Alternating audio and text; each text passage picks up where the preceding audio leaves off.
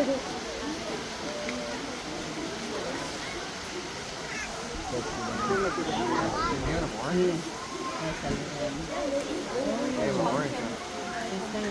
gave him a piece of an orange.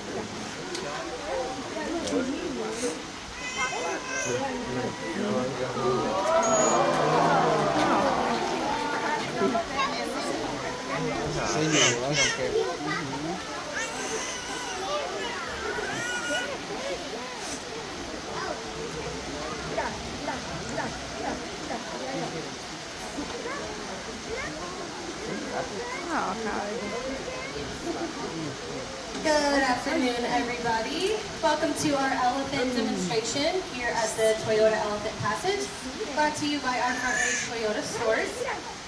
Before we get started, if anybody is standing at the glass or in the stairwells, we ask you to please take a seat.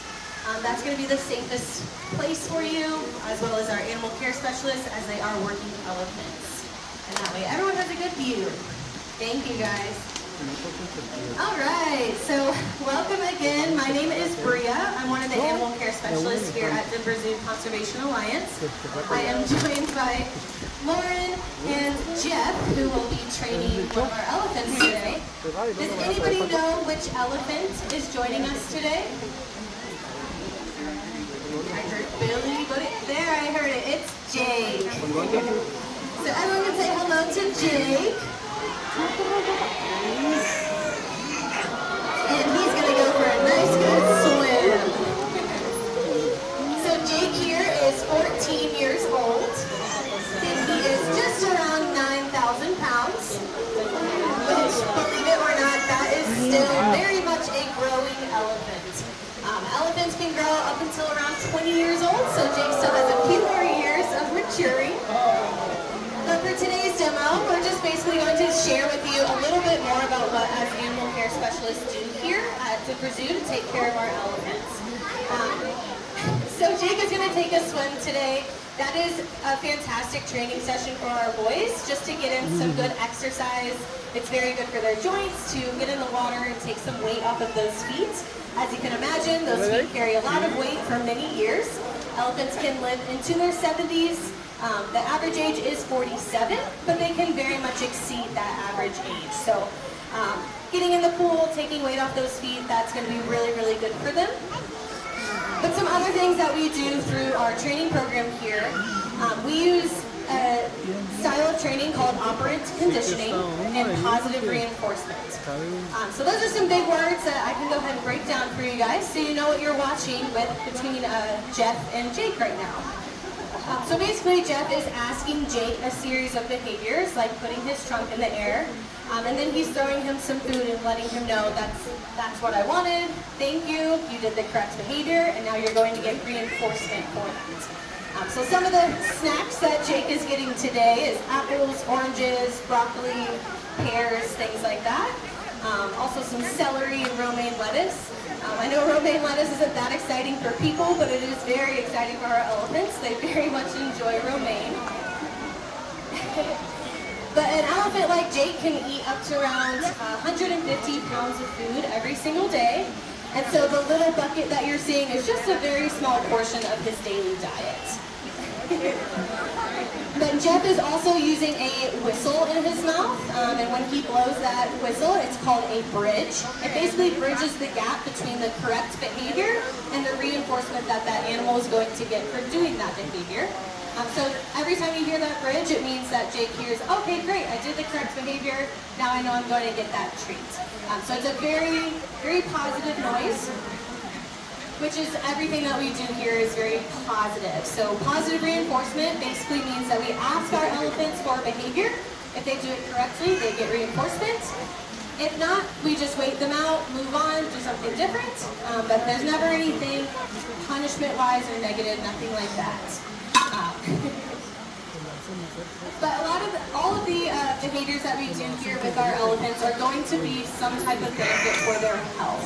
So every single day as animal care specialists, the main part of our job is to assess our elephants and make sure that they're looking good. So we'll check them from tip of the trunk to tip of the tail every single day.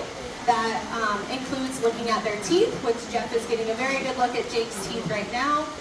He can look in his eyes, we can look inside our elephant's ears, all the way down their backs to the bottoms of their feet. So we do lots of different things that are just basically making sure that they are nice and healthy, and if there's anything that we need to keep our eye on, then we're aware of that on a very daily basis, and we can keep our elephants thriving and being nice and healthy. Some of the most important behaviors that we can do with our elephants involves asking them to participate in blood draws. Yeah, so Jake's going to go to kind of the deeper part of the pool right now and look for that celery. There he goes. But elephants, we ask them to participate in their own health care, and a part of that is participating in blood draws. Blood draws are extremely important for us to assess not only our elephants' health, but also to benefit the health of other elephants. So as far as blood goes, we can make sure that elephants, their levels look good. But if there is an elephant that gets sick, our elephants are trained to participate in voluntary plasma donations. Has anybody ever heard of plasma before? Oh, that's a great response, yes. So plasma is basically the liquid in our blood, and it is extremely helpful for helping elephants recover from sicknesses, specifically EEHV. EEHV is a very serious disease that elephants can contract. Both human care elephants and wild elephants are subject to this, as well as both Asian and Africans.